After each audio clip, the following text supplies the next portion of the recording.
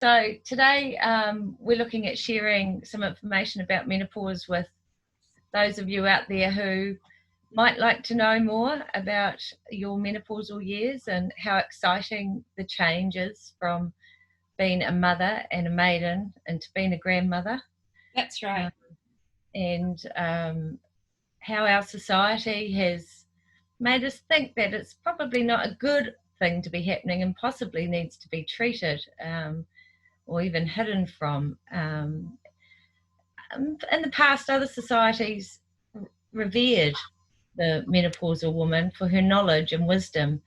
And once you're past the menopausal years and into your crone years, or your sage years is another word to look at it. You came up with your wise woman years. Wise woman years. What is menopause and how do you know you're starting your journey? And it is a journey of at least 10 years. And a lot of women go through the 10 years with having little or no symptoms, and some women have quite a lot of changes and symptoms go on. So everybody's different. It's unique to you and your journey. Talking to your mother about her changes is a really good way to understand the process, if she'll talk to you or if she's still around. If you're lucky. 10 years seems like quite a long time, Leanne. Like we're not told that it's 10 years, but what you mean is that it's kind of like a 5-year in and a 5-year out. Is that right? Basically 5 years in, then cessation of menses, and then 5 years out. And you got to remember the body doesn't change like this. It's not an overnight thing. It's a process that slowly happens. It's not something that happens suddenly. Our bodies don't do sudden changes unless we have surgery. And for some women, they go through menopause at that point of surgery if they lose their ovaries. So most women will go through the slow change slowly and their body and brains and universe adapts as you go. So if you're asking, do I have symptoms of menopause and you're 40 years plus, specifically if you're 45 years plus, then if you ask that question, then the answer would be yes, you have started the menopausal process. I personally don't believe there's any need for blood tests or tests to find if you're menopausal. If you've had that thought, you are starting that process, that 10-year journey. It'll take, and a lot of changes happen in that time. So you change as a person. At this start of menopause and to the end of menopause, you're a completely different person, not only for the journey you've had in that time, but on a microbiological level.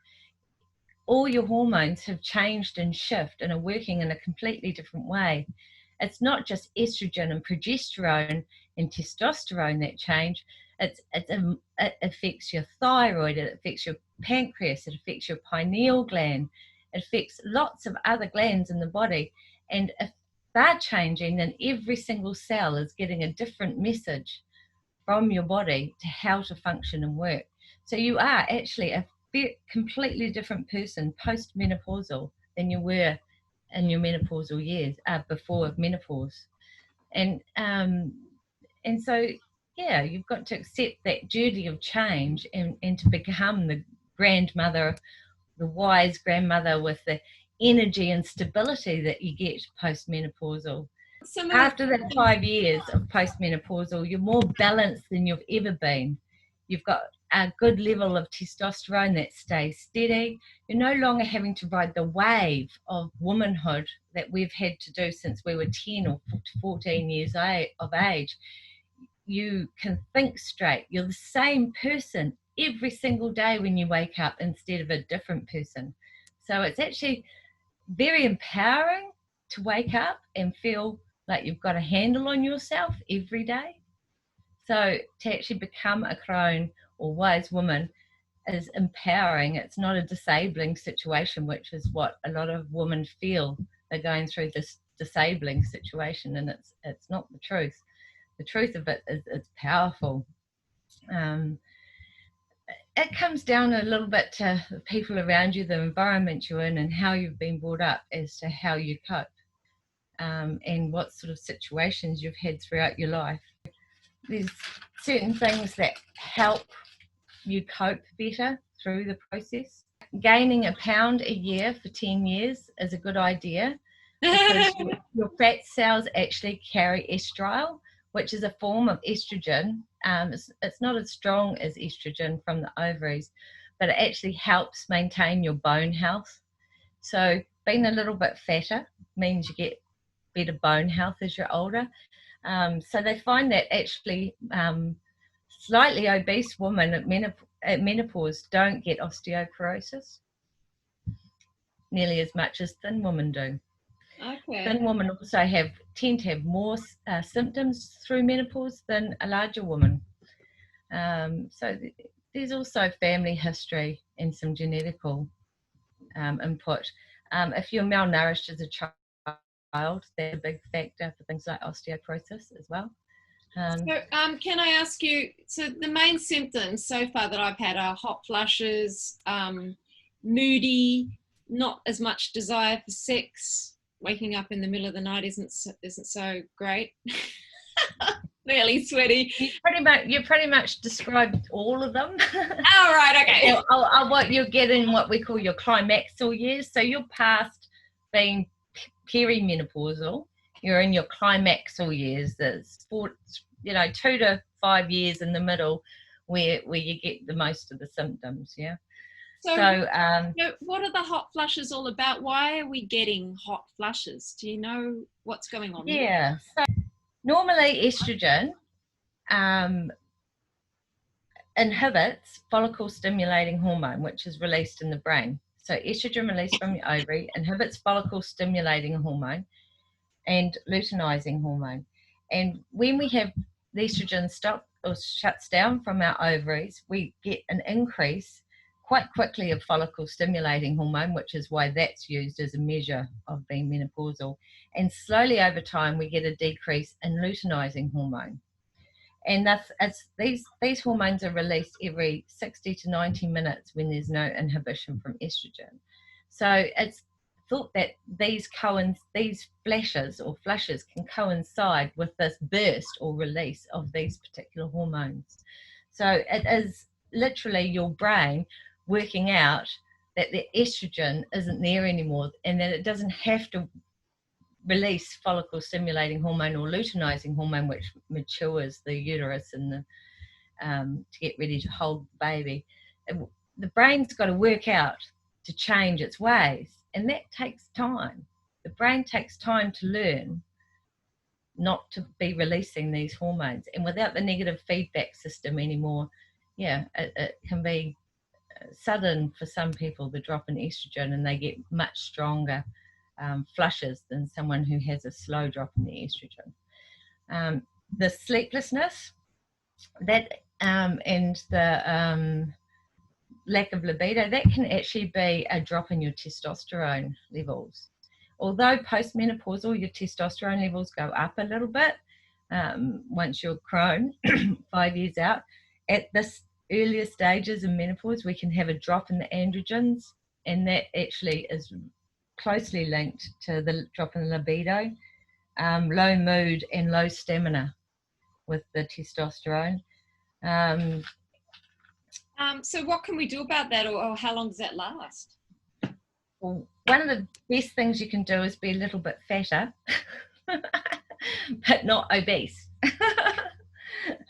And the great thing is we can eat phytoestrogens, which are estrogen-like properties found in plants. And they're in plants such as alfalfa sprouts and soy products. And there's many other phytoestrogens, but those are the 2 main ones that are easily available. And also dropping our intake of coffee and alcohol can make a big difference to the flushing. And stress actually can initiate flushing as well. I've noticed that. Yeah. So when you feel emotional, because the brain is your emotional self, right? So when you feel an emotional surge in the brain, a whole lot of neurochemicals are released in the brain, and this also stimulates other parts of the brain, in the pineal and the hypothalamus, and affects the luteinizing hormone and follicle stimulating hormone release as well. So there's like this, you got to imagine your brain as being like the hormones as an orchestra, and the brain is the conductor.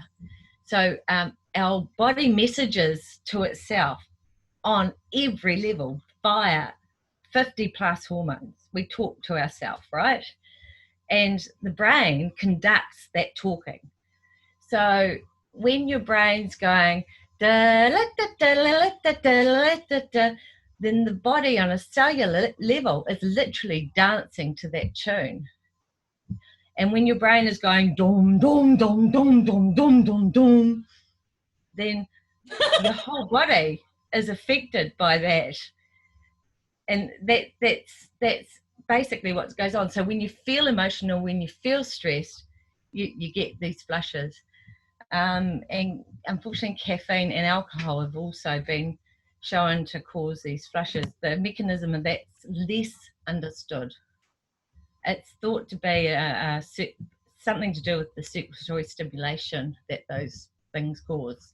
So also some people will find having heating herbs like chili or ginger can affect them, but most people I find can have the ginger but not the chili.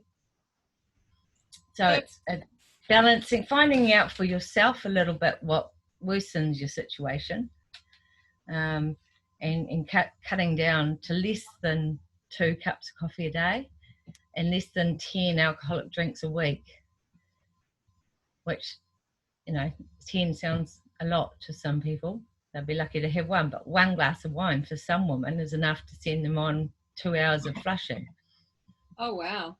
Yeah, for other people it's different. So yeah, it's working out that balance.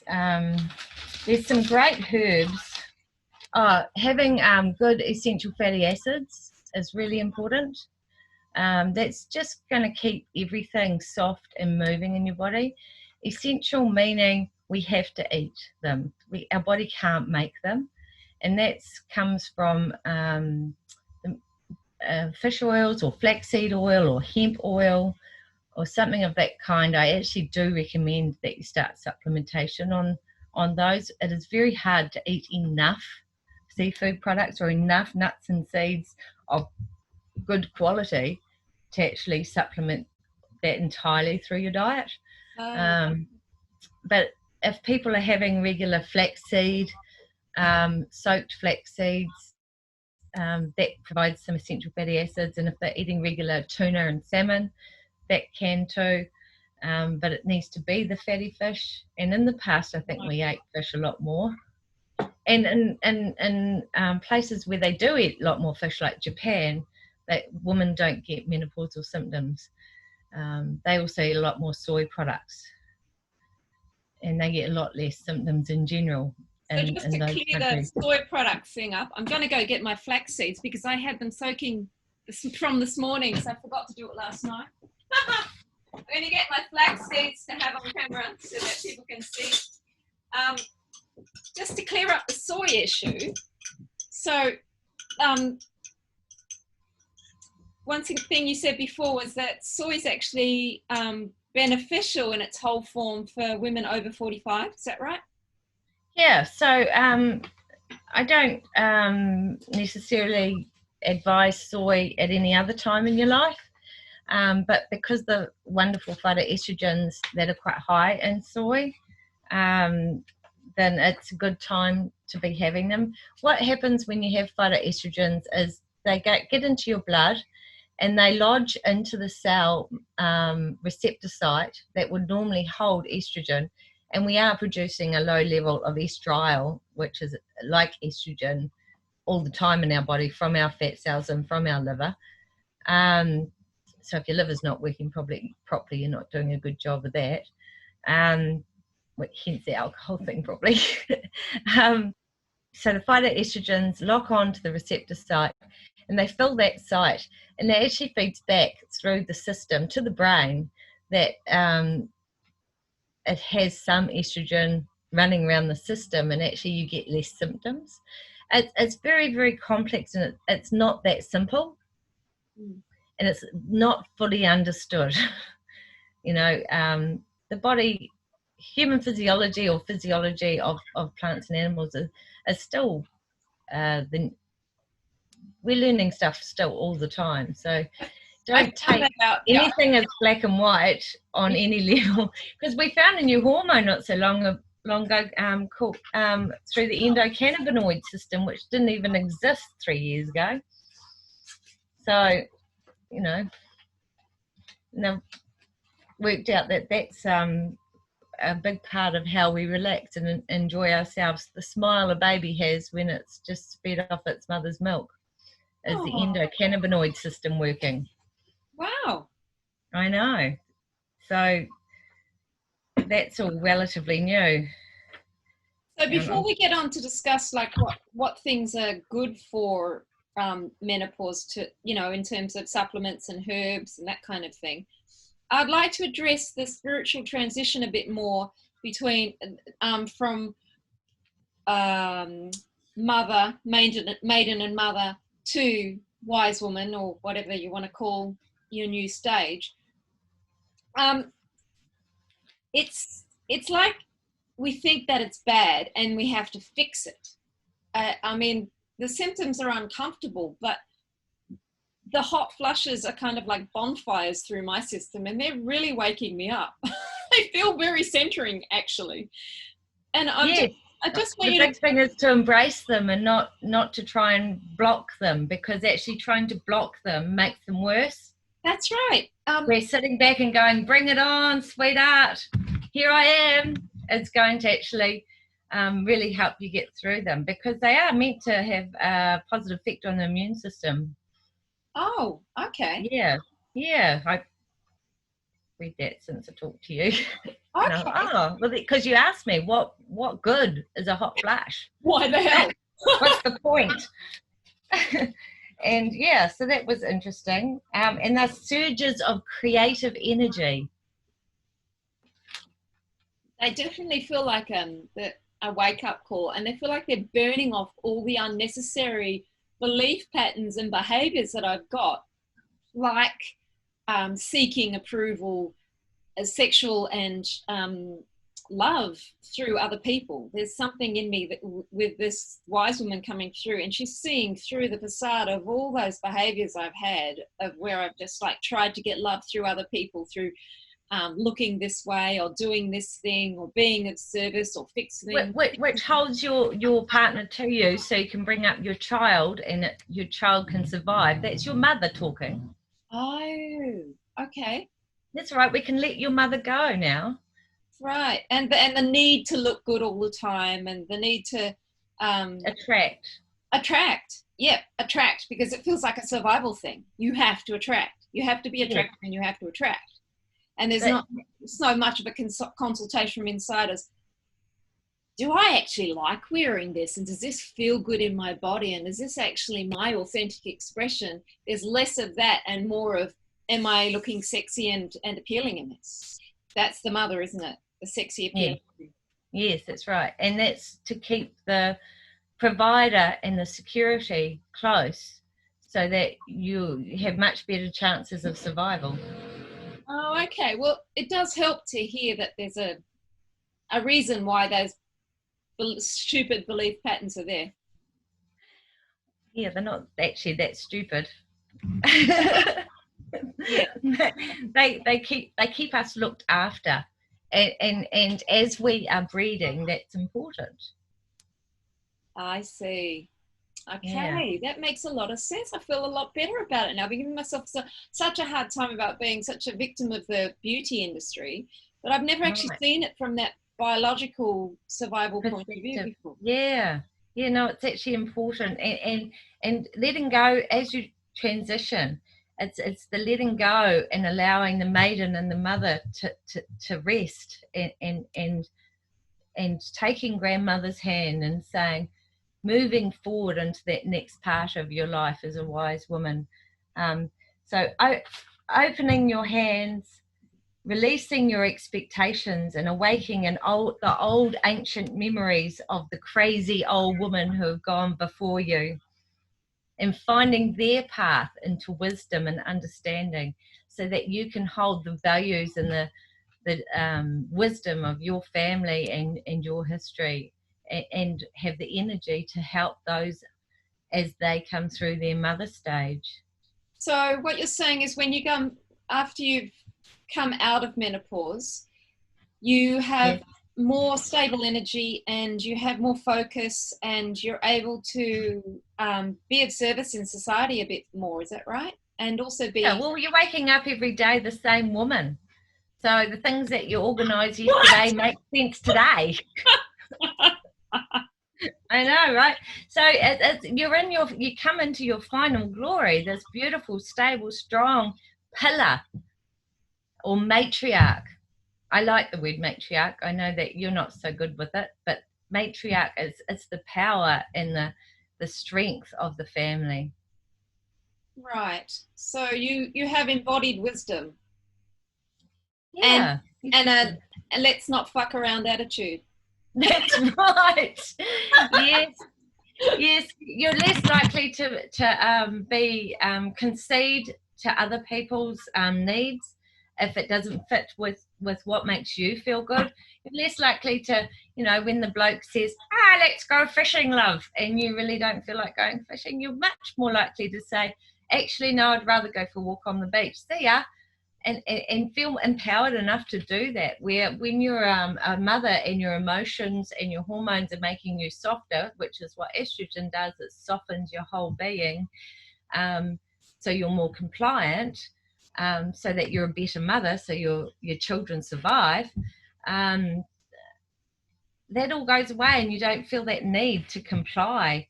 You're much more content to say it, and you feel empowered enough to say, no, actually, I'd rather do my own thing. Thanks very much. Is that why a lot of older men go off with younger women? I think so. I think so, because their wives or girlfriends are less inclined to be submissive in lots of ways. And a lot of it depends on the peers of the gentleman involved. I think men are much more influenced by their peers. One fear I've got is that my process is going to push my man away, because I'm going to not want sex. I'm less compromising. I don't want to just please him all the time. He might start looking at younger women, or because he's not going through the transition that I'm going through. Do men go through a similar transition at a similar age or not? And I think men take your journey with you. They don't go through a specific physiological change like we do, but I think they do journey along with us, and so they have to adapt and change with us, and depending on how healthy the relationship was before, will depend on how well that you go through the transition together. And I think every relationship is so different, like people interact at different levels, but when women are aware of their changes and talk about their changes, that's a lot of women don't talk about their changes with their partners. But I think the more that you talk about menopause and what it's about with your partner and how it's affecting you, the much more likely he can be empathetic to your situation. If he doesn't know what's going on and you just become a nasty cow all of a sudden, or you're snappy, or you don't, you're pushing him away in bed, and nobody's talking. If nobody's talking, then he could be feeling rejected. He could be feeling like not useful for you. And it's not so much that you as a woman are pushing him away. He has his own feelings and his own insecurities. I'm not sure you realize how insecure a lot of men are, and without anyone boosting him up in some way, then things can go quite poorly, or without him understanding and being given the opportunity to be empathetic towards the process and go on the journey with you. you know, there's a lot of things you can do for dry vaginas, for example, using a good quality lubricant. Coconut oil is pretty good as well. Yeah, something simple like coconut oil is like, you know, any natural oils can work quite well.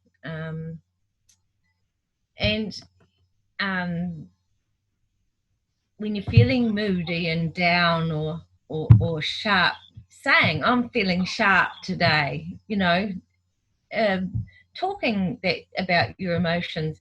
I wouldn't tread on my toes today, love. I'm feeling really stressed, you know. But you've also got to realise that men, a lot of women have already withdrawn from their men before this stage in their life, and this stage in their life just pushes that little extra bit away. Most men, if you're in a caring relationship, will take the journey with you, and because your sexuality, although maybe on pause for this big change in your hormones, while your body deals with the changes, once you're through all the changes and you become more stable towards the end, you can actually get your libido fully back again. And because you're no longer going up and down. You imagine your hormones are going this and then that and this and then that, and you've never done that before or this before, and so your body's trying to work out, and your brain's like, oh God, no thanks, and then suddenly you're like this all the time, and you're like, oh, okay, you there, man, I might be up for it now. You know, it's give yourself a chance to get to the other side. I'm also you've still got to boost him up though too. You've got to actually you've got to actually consciously want him to feel good about himself, which if you care and love for your partner, you genuinely want that no matter how you're feeling. So you've got to look for ways to tell him that he's a good provider. Tell him you care for the security he provides for you. Tell him that his hugs are wonderful. You've got to verbalize it. If you don't verbalize it, he doesn't hear it. You know, when you're holding his hand and walking down the street, tell him how glorious that felt. When you're a mother, you don't need to tell him that. You're in a different space. You use other tools. But as we move into grandmother, our verbal becomes very important. That's actually one of my partner's major love languages. So, yeah. Most men, it is affirmations. And do you know why? Most men's mothers were very affirmative towards them as children. And a lot of women our age and older, it's less so as the generations change, weren't as affirmative towards the girls as they were the boys in the family. Oh, okay. Yeah, so they got more, oh, you're a good boy. Look at how clever you are. Less of, go play with your dolls. Look how strong he is, you know. Do you know, on that point of the aging thing, I am noticing that my partner's exactly the same age as me, like a month apart. I am noticing that he is going through a transition. It is a midlife crisis, and it is like a transition of wanting to move into his spiritual expression in the world as well, and feel connected to his spiritual expression in the world. So I don't know if it's just my partner or if men in general sometimes do this, but they must actually also go into some kind of a need to be of service to the planet role as well. They must. Absolutely. And unless they're alcoholics, I think that happens. Okay. A lot of people hide from change through abuse of substance. So yeah, you get that change when you see, and you've got to be willing to look to see. If he's putting lines in the sand for you, for himself, then you negotiate. so that that situation doesn't come up again. What I've found through my changes is that I'm less inclined to be tolerant of poor situations. So if I have a bad situation come up, I will look for a solution for that situation rather than have it come up again. So that comes down to negotiation. You know, when this happened, I felt defensive and hurt, and I wanted to, you know, do this or that. I don't want that to happen again. I feel like that again. I'm past this. So let's negotiate what needs to happen to prevent that from happening again. But you've got to start. Sometimes it's taken me 6 months to work out why I'm feeling these ways. You know, why am I feeling angry and defensive just now? You know, and I say it out loud now. At the moment, in the moment, why am I feeling angry? I can like yell it. I've slammed doors yelling it. You know, trying to understand what it is about his action that triggered this in me, because he's not necessarily acting badly. It's me reacting, you know. Yeah. And I worked out, you know, a few things like when he speaks to me like I'm an idiot, like, you know, repeats himself, and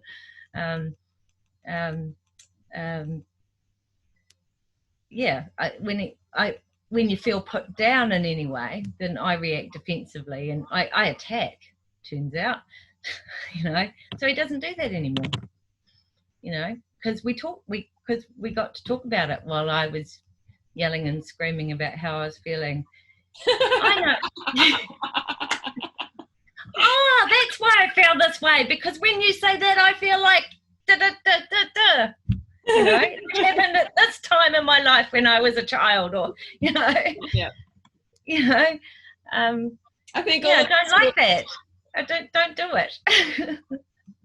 Do you want me to be a loving, caring woman, or do you want me to be a bitch? Come on, make up your mind.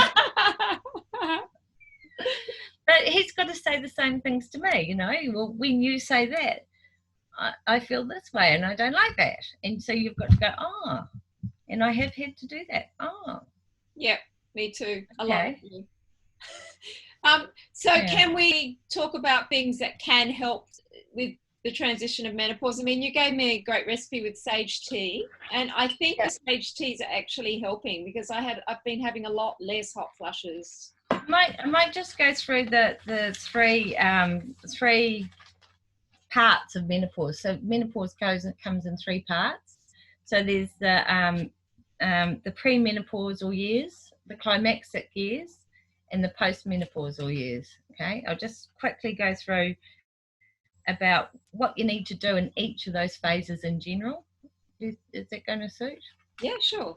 Yeah. So premenopausal, which is about 45 onwards for most women, you've got to nourish and tonify. Increase calcium-rich foods and physical activity. Fall in love with a new kind of physical activity. And I thought that was a nice way of saying it. Find something, a physical activity to fall in love with. Gain 1 pound a year for 10 years. And plan time away. It's normal to feel desperate to be alone. So free yourself from social responsibilities and tend to yourself. In the climaxic years, so this is middle of about 51 years old.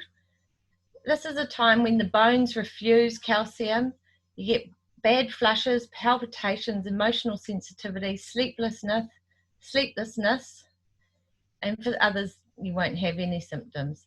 But this is the time to take time alone. Be free to follow your own needs for a change. And this is like finding a whole day once a month to be on your own.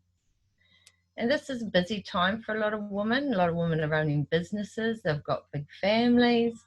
So it needs to be planned, this time out, to be yourself, to look at you. Nourishing foods.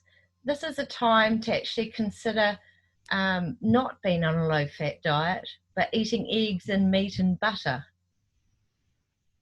Okay, so the nourishing foods are very different in your climaxic years than postmenopausal, because you don't do that postmenopausal. You're better off eating more fruit and vegetables and less meat. But at that climaxic time, it might be something to experiment with. You're talking about like slow cooked meats and that kind of thing. Like slow cook your foods so they're half digested. Soaking foods digest your food. Slow cooking digests your food. So the whole system doesn't work as hard to get the nutrients you need. And the saturated fats can also become quite important for restabilizing your hormones. You've got to realize fat's used to produce hormones. So, and amino acids, good quality amino acids, which is why eggs there, they're used to make our hormones, to make everything balance out again. Relax and enjoy your flushes, ride the waves, and start a journal. Write and draw your memories. Start acknowledging yourself on a personal level, which, that means you're not acknowledging everybody else for a few minutes a day. It becomes about you for a few minutes a day. And then postmenopausal, after cessation of your menstruation, you're postmenopausal when you've had your 14th new moon after cessation.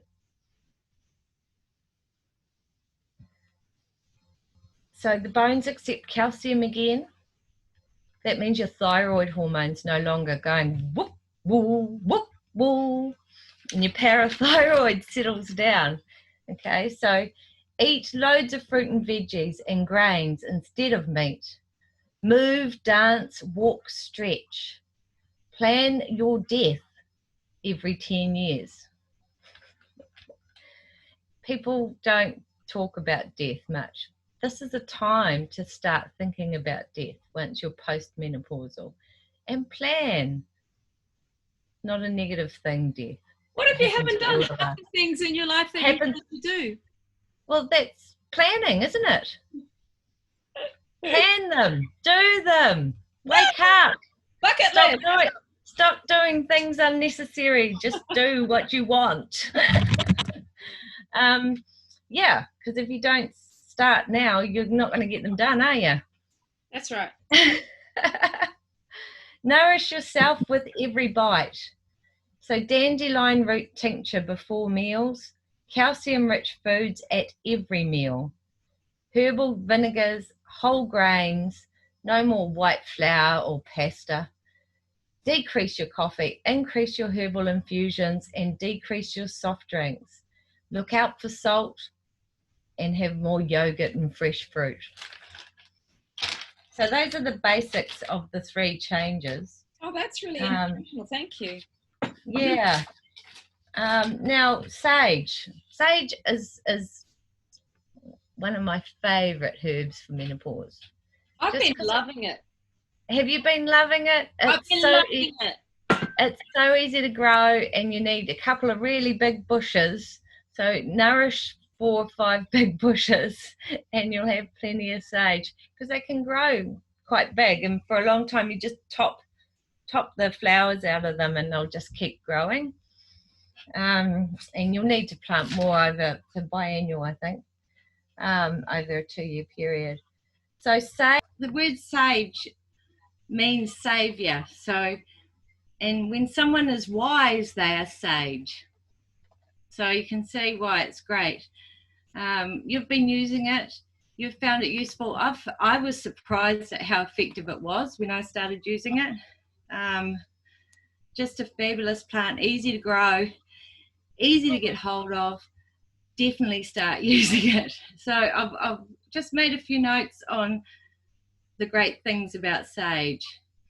So it's for sweating, it eases the mind, it eases the womb, and it just is a great woman's herb for the whole digestive system, to strengthen and tone. Oh, okay. Okay, so that's the tannins in sage. Ah.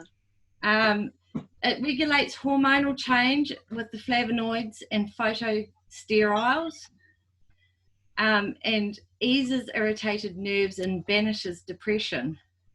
Relieves emotional swings, headaches by replacing the minerals lost in sweat. Oh. Saponins may relieve headaches and nourish the liver. It's antispasmodic, relieving menstrual cramps and flooding. That's the tannins. It may decrease the incidence of bladder infections, and that's the essential oils. So it's the essential oils antibacterial, and it decreases joint aches and improves circulation, the minerals and the saponins. And especially with rosemary, to gain mental clarity and strong memory, calmness from craziness. Oh, wow. With rosemary. So, okay. Yeah, it's such a good herb for our time of life. You've got to be careful not to have too much of it. You're looking at 1 to 2 teaspoons of infusion 1 to 8 times a day, or 14 to 40 drops of fresh leaf tincture if you make a tincture. But it can be finely chopped and put onto salads, or mixed in with potatoes or carrots or beans. It can be put into your stews or soups, can generously go into soup. No, raspberry leaf and nettle are very general, great menopausal herbs. Nettle's very nourishing. It's very, very high in minerals. It's very specific for all women's problems, like right throughout your life. Yeah. I often give it to pregnant women, and same with raspberry leaf. I often give that to pregnant women as well, because raspberry leaf tones. So when you're talking about toning, you're talking about closing the gaps between the cells so that there's less leakage of intercellular fluid, and it helps the cells function and talk to each other a little bit better. And that's what vitamin D does as well. It helps the talk from cell to cell, and that's why vitamin D's become such a exciting new thing. Hang on, I just close this door. So is that like lying in the sun? Yeah, and I mean, it needs to be 10 to 20 minutes every day, and the paler, the lighter skin you are, the less time you need. Okay. And the darker your skin, the more time you actually need to get enough vitamin D. So, yeah. Interesting. Yeah, so a Asian person from Asia, that their skin's sort of medium dark, it'd be at least 20 minutes. And a person from Africa who's black African or Negro, they need at least an hour and a half to get enough vitamin D. Wow, how interesting. I know, right? So you can see that in America, a lot of these African Americans who came from not from their country of origin, who were taken to America, a lot of them in today's situation would be vitamin D deficient, because we spend so much time inside. Where the paler you are, the colder countries. You came originally from colder countries where there was less light, and so we've come through evolutionary wise with quite different functions. Quite interesting. Oh, how interesting. So as far as vitamin D goes, about 400 international units to 800 international units a day if you're going to take a supplement. Hang on a sec. If you don't get outside enough, and I would recommend supplementing if you don't get outside enough. I know that you do, so I haven't prescribed it for you. Oh, okay, yeah. But it can help prevent osteoporosis. Okay. Yeah, because it has everything to do with bone health. I didn't realize but so do the minerals selenium and boron and chromium, and particularly boron, but you know, there's lots of minerals that are important for preventing osteoporosis. Yeah. So bone broths food wise to develop good calcium intake and to nourish. I highly recommend them, especially if you put mushrooms in them. They're really great for the immune system. Shiitake, the Asian mushrooms. Yep, I'm loving the bone broth. Hey, I just love it. Best to use the hard bones, long bones of wild animals, but otherwise get your butcher to use long bones and cut them up into like 2-3 centimeter blocks, and then boil and simmer. Yeah. How have you been making them? Maybe you can tell everyone. This is my slow cooker. I cooked them first in the oven, so I roasted them and then I put them in the slow cooker for 18 or 20 hours because they were beef bones. Great. Yeah. Did you put anything else with it? I can post the recipe, but yeah, I did. I put shiitakes and I put, you have to put vinegar in to leach the calcium out of the bones, and some stock and some other things I put in, some onion and garlic and a bit of turmeric. So dandelion leaf is a great thing to have in if you had fresh nettle or fresh dandelion leaf or fresh parsley, because the minerals come out of those as well because they're more water soluble. And so there are other things you can add to any soup, but or bone broth. Parsley is slightly diuretic, as are dandelion leaves, so helps you eliminate, but they're also really high in minerals. And the other thing you did mention with a bit of greens, the bitter greens for calciums. Or at any stage. Yeah. So which greens are they? Because you said that spinach and kale, beet and kale all need to be boiled first, and the water tipped away because they've got oxalates. Is that right? Oxalates. Yeah. So there's substances in some plants that bind calcium and prevent its absorption through the digestive system. Yeah. And oxalates are those, and they are found in those plants you just said. So it's best to choose things like mustard greens, dandelion leaf particularly, but there's not actually a lot New Zealanders eat outside of those leafy greens, is there? I was thinking about that the other day, but I mean, broccoli's great, but it's not a leafy green, is it? No, New Zealanders eat rocket, and they eat that salad mix that you can get. Yeah, but salads aren't ideal going into winter, that's where bone broth comes in. But the kale and the silver beet and spinach, they're not bad for you, and they're really good to add into your meals. But you just blanch them by putting them in, cover them in boiling hot water, and give them a quick boil for 2 or 3 minutes. Tip that water out, and then you use the plant in the rest of the food you're making. There's actually quite a lot of interactions with lots of different chemicals in food. So, if vitamin C is a great thing to add to all of your food, because it can actually help enhance the absorption of nearly everything. So that's why fruit at the end of a meal is actually something traditionally we've had. And you think about why we have puddings. And traditionally puddings were always fruit-based.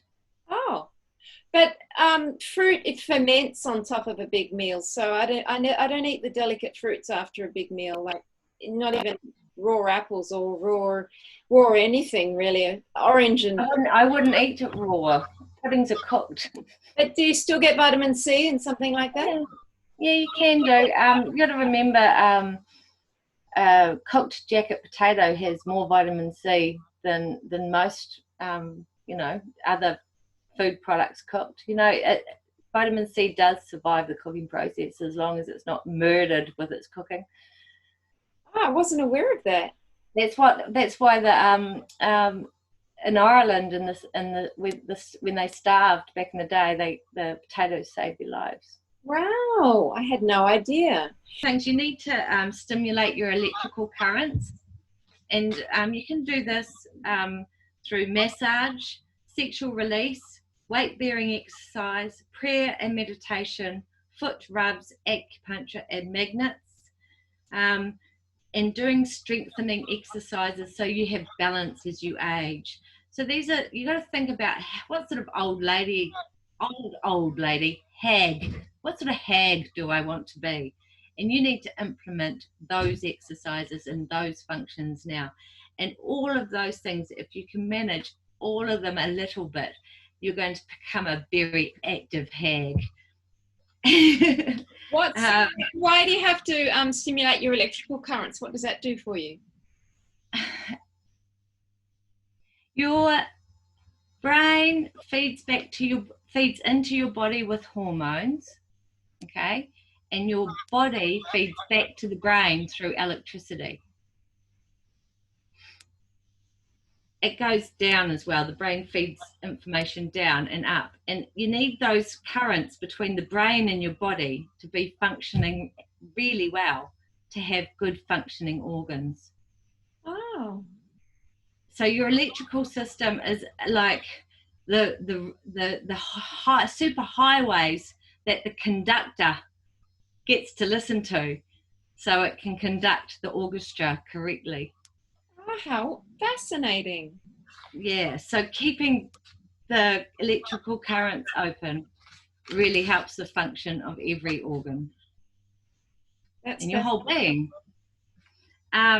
Yeah, when those things, when you stop functioning in electrical current, your aura, comes low, and you don't feel, your music is dum dum dum dum dum dum. It's not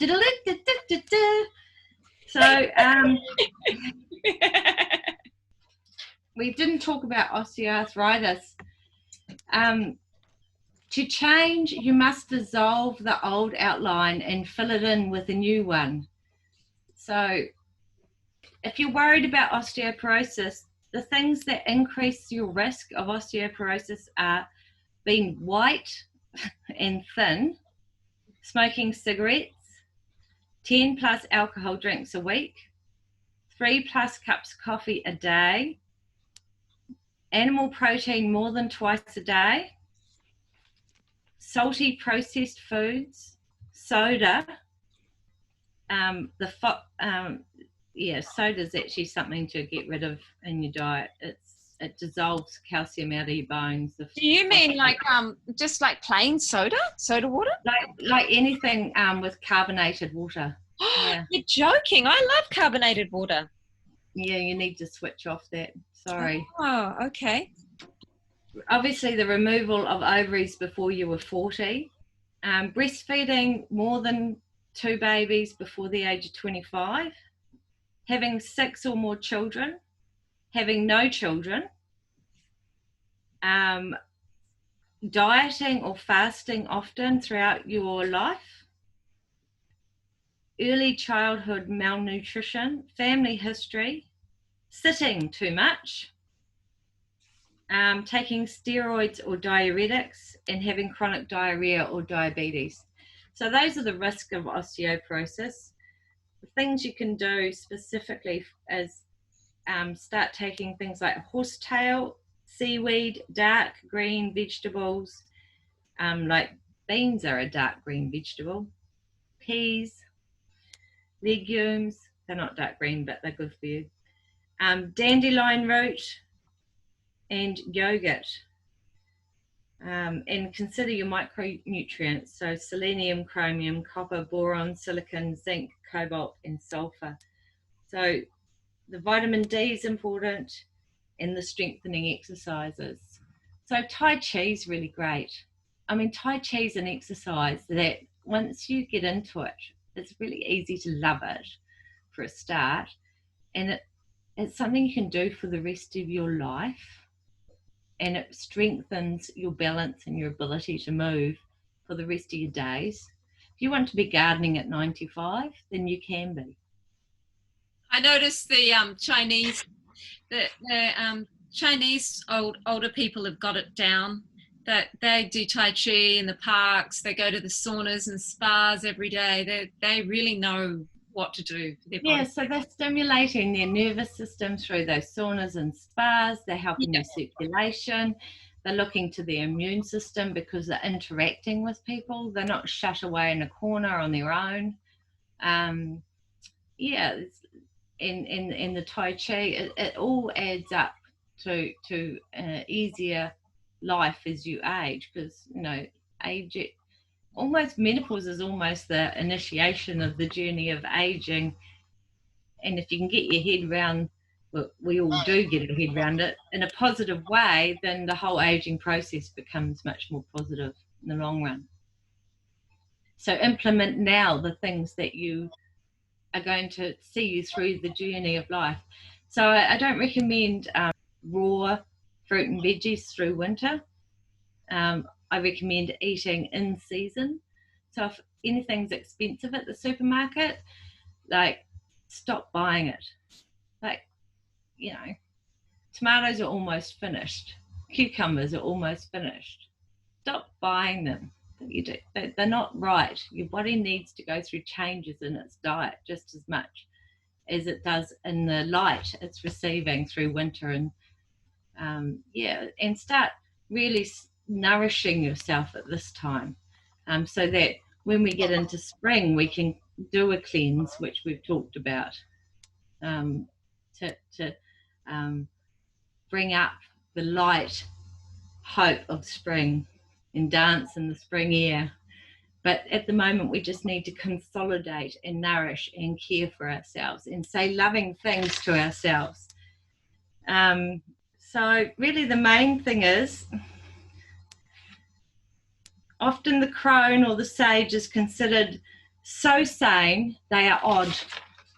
Because they're not like making it fluffy around the edges. They're just like straight to the point. Yeah, that's right. Yeah. And the journey, everyone's journey is unique. There will be harsh weather and there will be setbacks. Know the truth of your journey, because it's all of yours.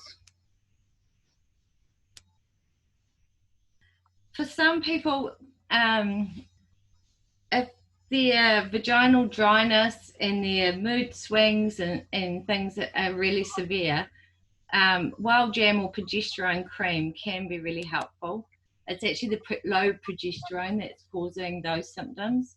And for some women it is very severe, and if you don't get help from a herbalist, then that's something to look at. What about bioidentical hormones?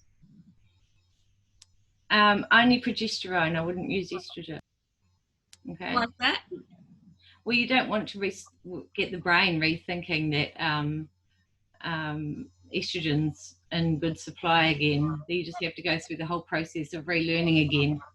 So HRT can be fabulous for some women if they're in a situation where going through menopause is too stressful, and that can be situational. It can be this time in their life due to lots of things happening, whether their partner has passed away or lots of stressful things that will push some women over the edge when you add menopause.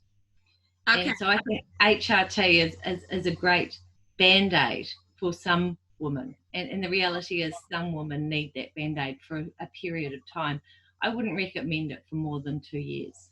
Most of us will go through the process in a very natural way, and it will be a difficult journey, and we will be fine. And we'll come out a good solid crone or sage or wise woman or matriarch and be the power of our world, and that will be great. And others, the journey hits at a very difficult time with very difficult things going on. And I think you've got to realise you've got to ask for help if that's the situation. And whether that's talking to a herbalist or a naturopath or your acupuncturist, just a health professional of any kind. And if it ends up being your doctor, that's fine. If you need help, you must ask for it. The other plant that's really great at this time is St. John's wort. Now, St. John's wort is touted as an antidepressant, but it actually does many, many things. And it's actually a really good herb for balancing mood and just getting through this stage if your fluctuations in mood are severe. Awesome. Yeah, I actually have taken St. John's wort a couple of times now for a period of 6 months each time. It's not a short-term herb, it's one you take for a long period of time. Sage works like instantly, and things like raspberry leaf and nettle and St. John's wort are more long-term. So you got to think, you've got to be taking them for in the menopausal years at least a year to really getting the full benefits. And things like nettle is a lifetime herb, you know, and dandelion root, it's a herb you can take for a lifetime to keep yourself well. Yeah, and yeah, seek help if you need help. Soluble fibre was the only other thing we didn't talk about. It's really essential for, it actually binds excess cholesterol, takes it out of your bowel, and is important for your stool health and for feeding your good bacteria. And we all know that good bacteria is everything these days. Yeah, so think about feeding the garden of your digestive system every time you eat as well. You know, is this doing my digestive any good, you know? So you're talking about the linseed thing you put me on, which is 1 or 2 tablespoons of linseed soaked overnight in the morning. Yeah, but soluble fibres in legumes as well. It's in whole grains, things like pearl barley and millet and chia seeds. Even wheatbacks have soluble fibre. So increase the cellular fibre. Oats is one of the main ones too. So oats are also relaxing to the system. Oats are great. Porridge is great. Eating heaps of oats, making lots of beautiful apple crumbles and eating heaps of oats. Yeah. Right, and of course cooking and soaking of those oats releases more of the soluble fibre, just like with the linseeds. Oh, okay. Okay, so soaking and cooking releases more of the soluble fibre. Pre-digests. Well, you know what your linseeds are like. They're kind of a bit slimy, but you know, it's all good. I like them. I like them too. Yeah, and getting your digestion working problem means instantly your moods are better. Yeah, it's true. You just cope with everything better when your digestion's working better. So feed your good bacteria, and if you feel like you need to, take some probiotics. Remembering that probiotics don't colonize. Except kefir does. Pardon? Kefir does though, doesn't it? Like live bacteria in kefir. I'm not certain about that. I can't say. I haven't read anything that says it does or doesn't, so I'd have to research that. Yeah. But the good bacteria, while you're having it, helps all your other good bacteria colonize properly. And the more variety you have in your diet, the more different variety of bacteria you have. So you're aiming for about 120 to 130 different types of bacteria in your digestive system. And people who are really well with a really large variety of food in their diet, lots of fruit and veggies and not too much meat and not deep fried foods and no alcohol, they have about 120 to 130 types. People who have a poor diet have about 40 different types in their digestive system, and they just don't function anywhere near as effectively. Wow. So variety is the key. Change it up. Yeah, so thank you very much. It's been amazing, and I'm sure that's just such a wealth of information for anyone wanting to navigate this time. Embrace it. Yes, embrace. Yeah. Enjoy the extra wrinkles. They're fine. They just showed how much fun you've had throughout your life. Smile lines, you know. Yeah. Aging's inevitable. So, you know, fighting it's not very intelligent, really. I mean, you're just hurting yourself because you can't fight it. It's inevitable. It's going to happen. So embracing it and riding it and getting on your surfboard and standing at the front and having your toes hanging off the front while you surf it, is much more fun. Thank you.